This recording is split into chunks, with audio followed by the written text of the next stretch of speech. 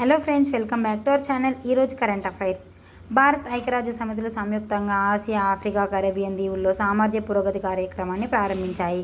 ప్రతి సంవత్సరం నవంబర్ 1న అంతర్జాతీయ సముద్ర గర్భపు రోజుగా నిర్వహించాలని సీబెడ్ అథారిటీ 30వ సమావేశంలో నిర్ణయించింది. 1987లో అమెరికా, రష్యా మధ్య ఐఎన్ఎఫ్ ఒప్పందం కుదిరింది. ఈ ఒప్పందం దేని గురించి అంటే 500 నుండి 5500 కిలోమీటర్ల దూరం వెళ్లే రాకెట్లను తొలగించమని చెప్పబడింది. అయితే 2019లో అమెరికా, రీసెంట్గా రష్యా కూడా ఈ ఒప్పందం నుండి బయటపడ్డాయి. బీసీ వర్గానికి సంబంధించి 8 లక్షలకు మించి ఆదాయం ఉన్న వారికి రిజర్వేషన్ లేదు.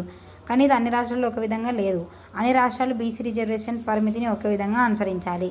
రాష్ట్రంలో 10 కొత్త మార్కెట్ యార్డులు ఏర్పాటు అవుతున్నాయి.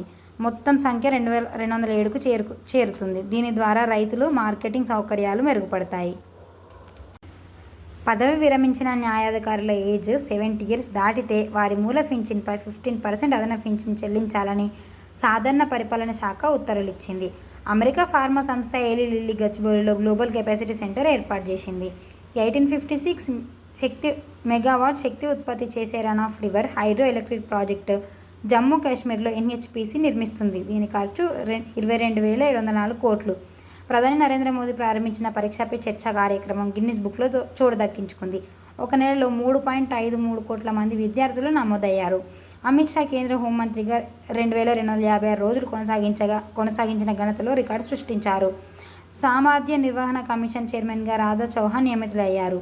భారత వైమానిక దళానికి వైస్ చీఫ్గా పుష్పేంద్ర సింగ్ బాధ్యతలు స్వీకరించారు.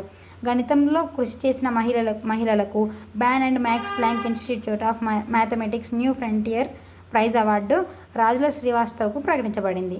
Thanks for watching. ఇలాంటి ఇన్ఫర్మేషన్ మీ వారికి రావాలంటే మన ఛానల్ని సబ్స్క్రైబ్ చేసుకోండి.